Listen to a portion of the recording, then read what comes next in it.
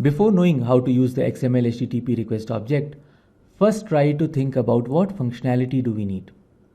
We need to be able to make a connection to a URL, correct? And we should be able to tell which HTTP method is to be used, whether we are using the GET method or the POST method. Then in case we use the POST method, we should be able to pass the form data to the URL, correct? And if we make an asynchronous call to the server, we will not know when the result will be available to us. So we should be able to pass a callback function which will get executed when the result is available.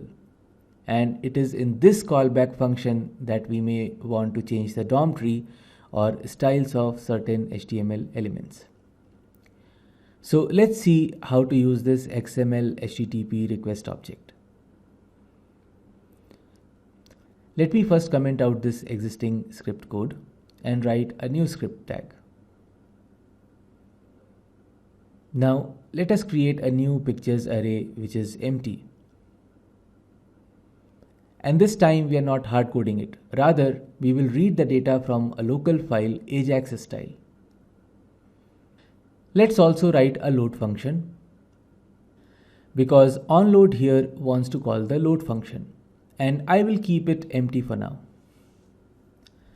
Now I want to get the pictures data, that is the list of image URLs from a URL. So basically the URL is of a website containing the HTTP protocol. But because we are not concerned about the web server and the backend part in this course, we can read that data from a local file. I have attached the relevant files in the downloads tab. So let's write a function and name it getPictures. And this function is supposed to get pictures Ajax style. So first we create an XML HTTP request object and then call the open method. The open method takes the first parameter as the HTTP method string, which can be get, post, put, etc. This tells the request object which HTTP method is to be used to send the HTTP request. The second parameter is the URL to which the request will be sent to. And the third parameter tells if the request is to be sent asynchronously. Most of the times we want it to be asynchronous so that the network HTTP call is non-blocking and JavaScript application or the page continues to do what it was doing until the response comes back to the browser, which can be handled through a callback function. In case we want the request to be blocking, we can set this parameter to be false. But that's not what we usually do. Network requests should almost all be asynchronous. Alright, then we need to register the callback function, which needs to be called when the request object has got the content from the server. In our case, we don't have any server. We are just using a file name pictures.json in the same directory as the HTML file. That's why we are using the relative URL, so that in case you host these files over a web server, you need not change the URL in the JavaScript code.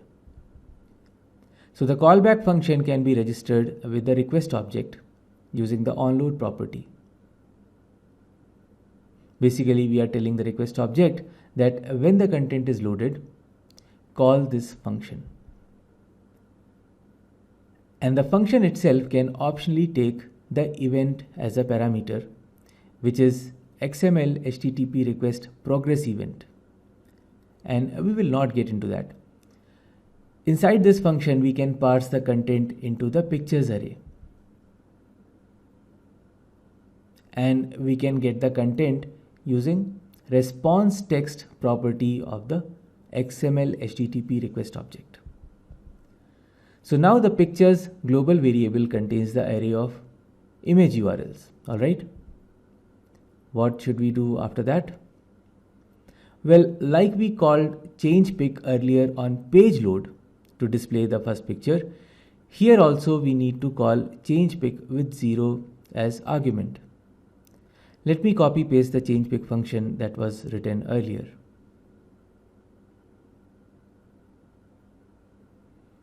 We can also register a callback function in case there is an error.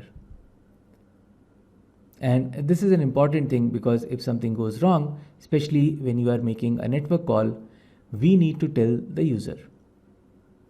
So we can register another callback method on error.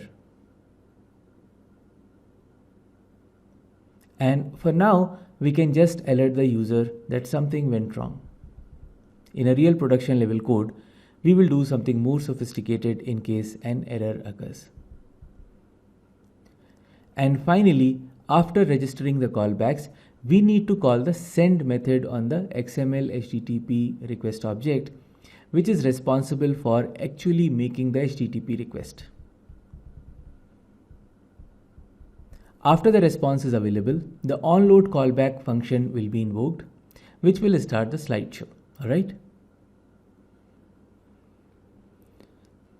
If you run this on Firefox, it should run perfectly fine.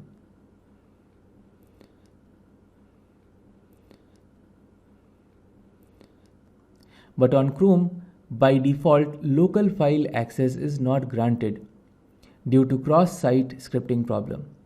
If we were serving the JSON file and the HTML file through a web server like Tomcat, this problem will not happen in Chrome.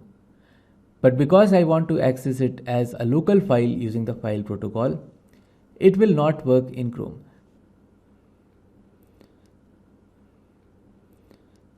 So you can either use Firefox to test this part, or you can start the Chrome browser using the allow file access from files flag.